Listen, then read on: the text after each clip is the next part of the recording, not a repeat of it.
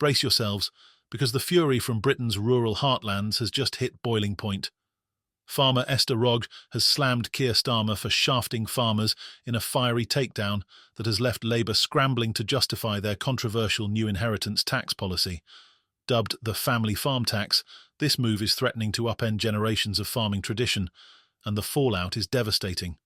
We've got the exclusive clip where Esther Rogge confronts the harsh realities of Labour's plans and their brutal consequences. Expecting is a bit of a hard word. I'm hoping for a change. A full U-turn, probably unlikely, but a step down and seeing the reality. I was at the NFU conference last year when Keir Starmer stood up and said he fully supports family farming and that family farming is different to any other type of business. And so he said that, but when it comes to the opportunity to actually put these things into power, he seems to have shafted us. Esther, we had a farmer on the show yesterday. You may well know him or know of him, Matt Cullen. And he was talking about ramping up the pressure. A week today, of course, there's a planned tractor protest right here in Westminster. The tractor boys will be on tour, making Parliament know how they feel. There was talk yesterday, potentially, of food shortages. Esther, what's the feeling that you're getting from farmers about their abject frustrations? And do you think things might go towards that food shortage situation? Not sure about that. The frustration it's actually hurt, I think. It's concern about the future. I was talking to somebody who is responsible for giving out grants, and he said a few people have actually withdrawn their grant applications. They have no confidence in the future, don't want to invest because they just feel, how are we going to be able to do all this? It's not only has he got the family farming tax, we've also got the drop in our D-link payments. That's going to have a huge impact on our bottom line figure next year. The House of Commons was a battleground today as Labour crushed a Conservative motion to scrap the contentious inheritance tax changes, with 339 MPs voting against and 181 in favour. The rejection has sparked a storm of outrage across rural Britain as the controversial family farm tax now looms over agricultural communities. Under the new policy, a 20% inheritance tax will be applied to agricultural property valued above £1 million. Labour insists this will only impact the wealthiest farmers, but the reality on the ground paints a much grimmer picture. Farmer Esther Rogge, who has become the voice of a frustrated farming community, didn't hold back as she spoke to GB News. In a fiery interview, she recalled how Keir Starmer had once pledged his support for family farms during a National Farmers Union (NFU) conference.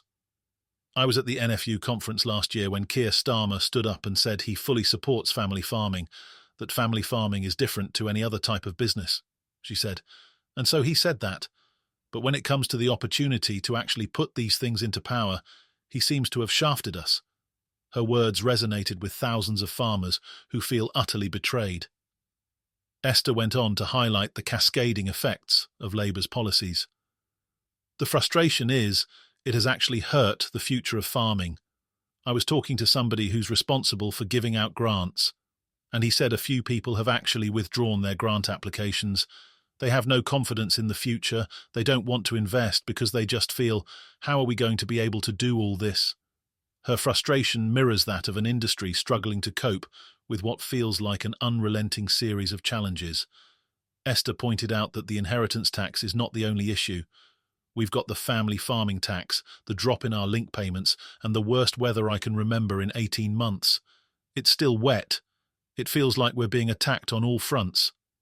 Labour has attempted to justify the tax, with Chancellor Rachel Reeves claiming it will only affect the top quarter of wealthiest landowners. However, estimates from the National Farmers Union paint a very different picture. The NFU suggests that 3/4 of farms could fall under this new threshold, leaving thousands of family farms vulnerable.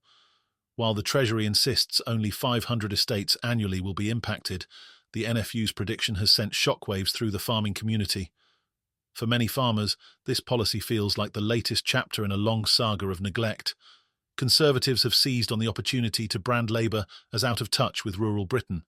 They've argued that the tax isn't just a financial burden, it's a cultural attack on the very foundation of family farming, which relies on generational succession. Esther's sentiments are shared by countless farmers who view these measures as the beginning of the end for their way of life. We've already got enough to deal with, she said, Rising costs, labour shortages, and now this. It's not sustainable. It's as if they want to destroy family farming altogether. Opposition MPs have echoed these concerns. One Conservative MP described the tax as crippling for small-scale farmers, while others pointed out the economic ripple effects this could have on the entire rural economy. Labour, however, has doubled down, claiming the policy is necessary to fund essential public services, yet their messaging has fallen flat in rural communities where trust in the government is at an all-time low. The controversy doesn't stop there.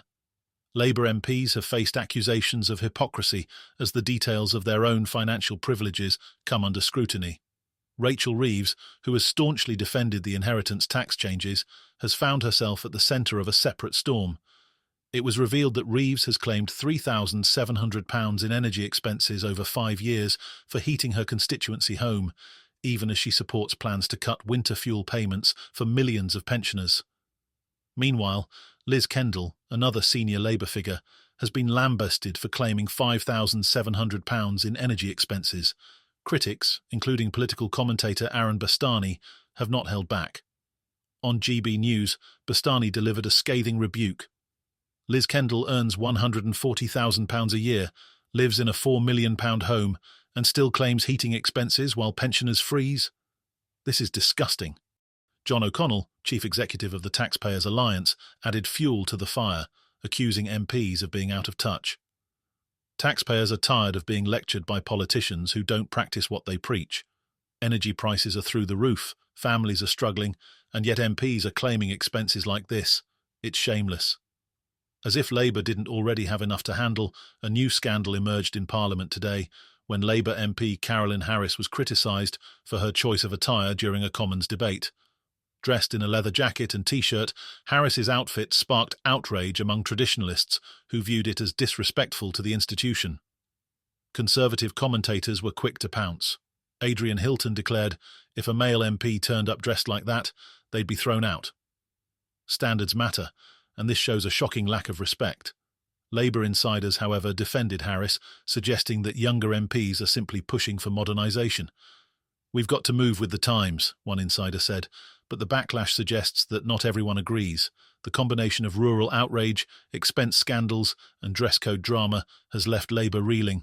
The question now is whether they can repair the damage, or if these controversies will cement their growing reputation as being out of touch with ordinary Britons.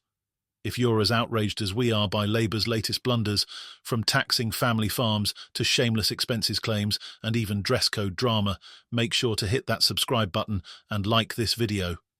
Stay tuned for more explosive updates as we dive deeper into these scandals rocking Westminster. You won't want to miss what happens next.